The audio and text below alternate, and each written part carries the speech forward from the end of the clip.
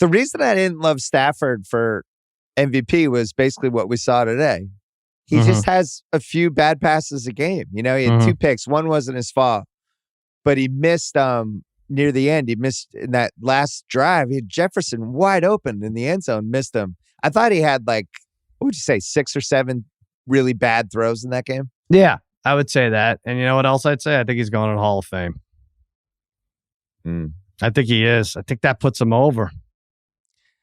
It's good enough. Don't think so. I think there has to be an element of, although Cliff Branch made it over Stanley Morgan. So now at this point, just compare those stats. You're butthurt because a Patriot didn't get in? No, Stanley Morgan versus Cliff Branch is no, they're the same era, and Stanley Morgan has just better stats across the board. Yeah. All right. Well, Stafford's got the numbers, and now he's got a Super Bowl. So, in a way, it was a bigger game for him than Joe Burrow. What was the bad beat, you think? You think more people had the over or the under? I have the 66% were on the over, according to FanDuel. But the bad beats the extra point. I mean, if you have the Rams, although it seemed like more people on FanDuel had the Bengals. I wonder if that was a bet. Could you bet that Sean McVay was just going to keep running the ball for no reason at all?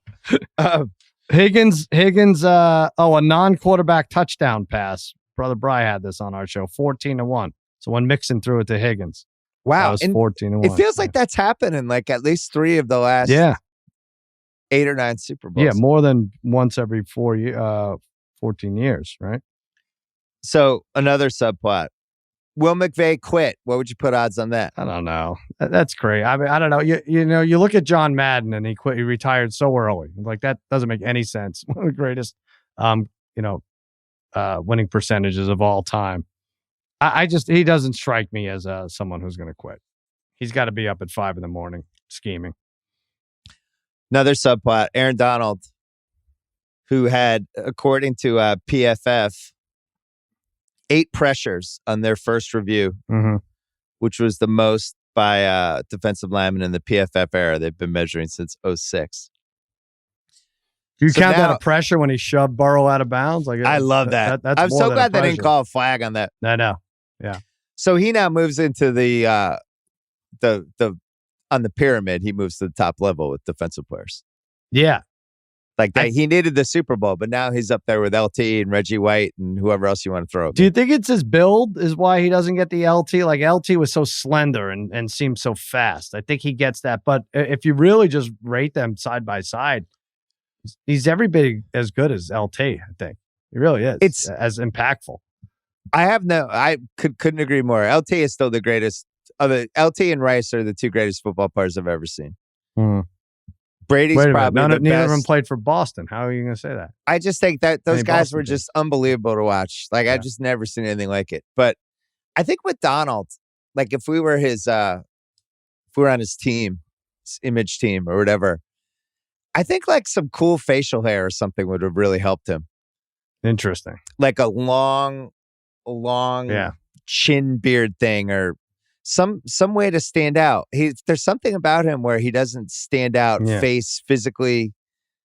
Where LT always he was just so unique. Everything about him. Yeah, Aaron Donald hardly ever gets hooked on cocaine, and it's working to his detriment. Or maybe he needed some sort of vice or just something. But he's if I was give me 3 Aaron Donald stories, I'd be he's awesome. What does he look like? Normal guy. Double teamed all the time.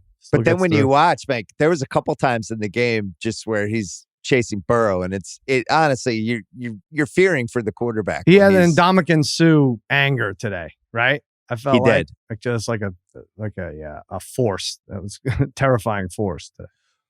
I don't know if this can be backed up, but it felt like when he shoved Burrow out of bounds, and the Bengals got mad, and that the 10 guys were around him. After that, it felt like he went to another level. It just seemed like they couldn't block him after that.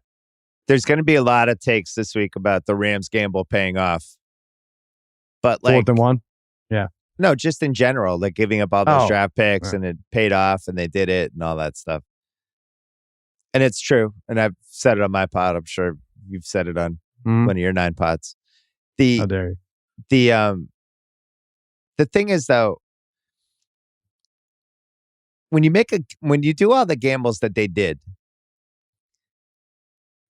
if they're crazy, I do think that has to be just like a footnote when you talk about the gamble. Like if we go to Vegas with Daniel, and Daniel just goes on craps, and he just like they just making crazy bets, and a few of them win. Is it more, I can't believe that worked? Or is it like, wow, what a genius Daniel was, craps, with those, when he bet the double ones and then it hit. Man, he did it again. Or are you watching it going, that's insane, I can't believe this worked out? Because with the Rams, I'm like 60%, yeah, great job. And then 40% like, that was still kind of insane, all those picks you gave up. Well, why don't we crystallize it to a season that we can compare this to? The Chargers coach, Staley, right? Like how many times did he fly too close to the sun and it worked, right? Yeah. In the first half of the year, every fourth down decision was the right one. And then it really came back to haunt them. So, yeah, you have the same thought with that. Is this guy lucky or he's a madman? And I feel like Belichick's the only one who could pull it off with any sort of a big percentage of success. Because they've made some really dumb trades. Like they gave up a first rounder for Brandon Cooks, who we watched for a year with the Pats. Yeah. And we were like, wow, we got a first round pick for Brandon Cooks. Like, I didn't trust him at all in a big game, and they just let it fly around. The Stafford thing, I guess. But then Beckham wasn't a risk, right? Whatever. I mean, if he's a cancer in the clubhouse. No, Beckham was a win. But Von Miller. But Von Miller got his contract paid by the Denver mostly, didn't he? Well, they gave up a second and third, but he had a couple big plays today. Yeah, but nobody else would have been able to make that cap-wise work. But how funny would it be if McVay retired after this game, where it's just like they trade all these picks. They basically leverage everything just to win this year. They're like, all right, I'll see you guys later. Right. That's enjoy your Super Bowl. I can see it. I felt really bad for Beckham. I do too. I thought it was such a great story. I'm not even a giant Beckham fan. Kevin Wildes tweeted, if you ever wonder if you could make a difference, a Browns fan produced an 11-minute YouTube video of Odell always being open, and now the Rams won the Super Bowl. That's not wrong. I mean, in a weird way, the Browns kind of helped the Rams. I wonder, like, if that YouTube video never happens, does he get released? Does it turn into a thing? What happens? Yeah. Well, Beckham's father has to be, hired on the Ringer, right? To run the social media now. And that's the big thing. Well, then you have the Browns and the Bengals, who it's like they hate each other, but the rivalry's never really gotten going. But they end up, the Browns end up kind of screwing the Bengals. At least Beckham, that touchdown, the first touchdown, that was an unbelievable catch. It was so much fun to just see that live. We were like, wow. Off balance. Well, you had really good seats, so tell us about it more. I think everyone in the arena enjoyed those things.